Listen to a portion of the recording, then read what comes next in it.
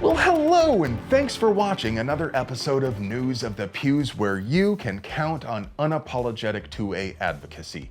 Gun rights are human rights. Hey, remember when some confused broad went to a school in Tennessee to change her pronouns to was, were, and spent her final moments wondering what the fuck an LPVO was? What's an LPVO? And remember how the government covered up the loser's diary so nobody would find out it was a hate crime spurred by widespread religious bigotry and legacy media?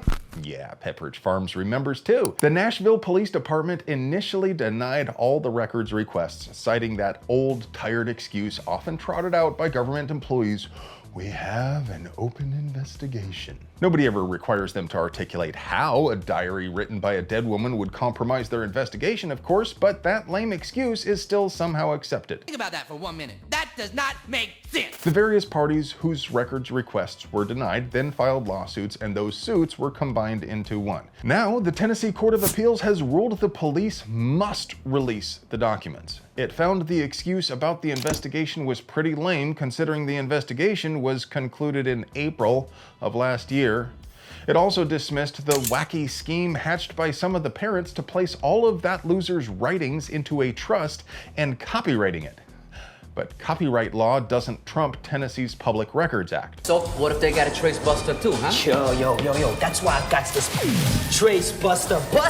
So we should see that loser's diary soon, and I'm wondering what you folks think we'll find in it. Was the part that got leaked already just the worst part that was in there, or will we hear more details about how this loser became so radicalized and violent? But hey, it would be impossible for us to produce quality 2A propaganda without you.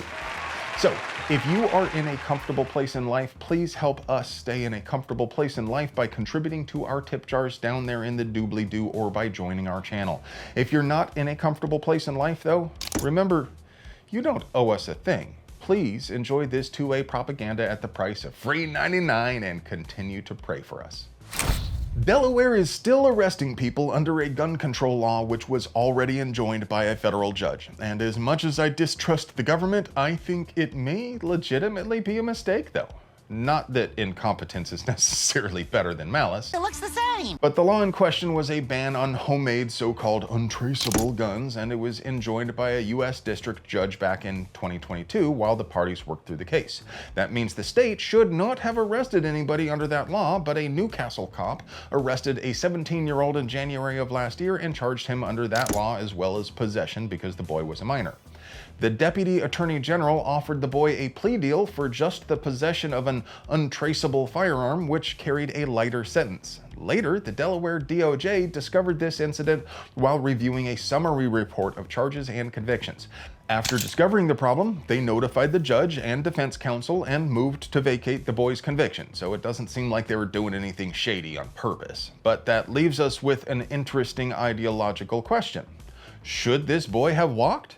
He did get caught with a gun as a minor, which is illegal, but it honestly seems the Delaware DOJ didn't even really consider that crime to be all that serious, as they offered him a deal for probation instead of 6 months in jail. At the same time, I think we all know this kid wasn't carrying a gun simply because he was concerned for his safety after late-night study sessions. He was most likely carrying it because he engages in risky criminal behavior. So, what do you think? Do minors have gun rights? Nobody has ever asked me that.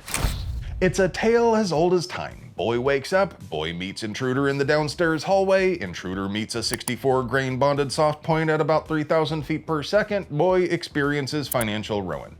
If you've been active in the firearms world for more than just a few seconds, you've probably heard somebody tell you that you can do everything right, act in a perfectly lawful manner, survive the fight, and then lose everything in court.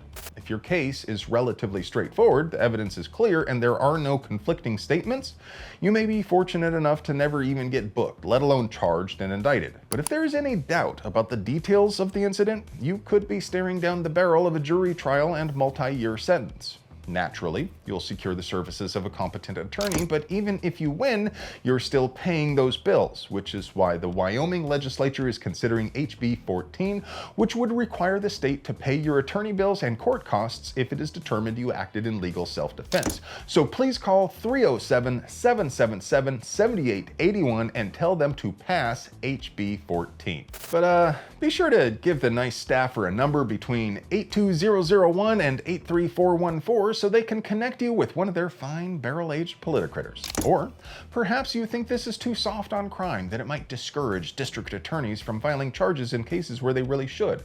What do you think? Is this a good bill? Comment below. Well, friends, rounds complete on 2, but before I go, your moment of completion. I love you.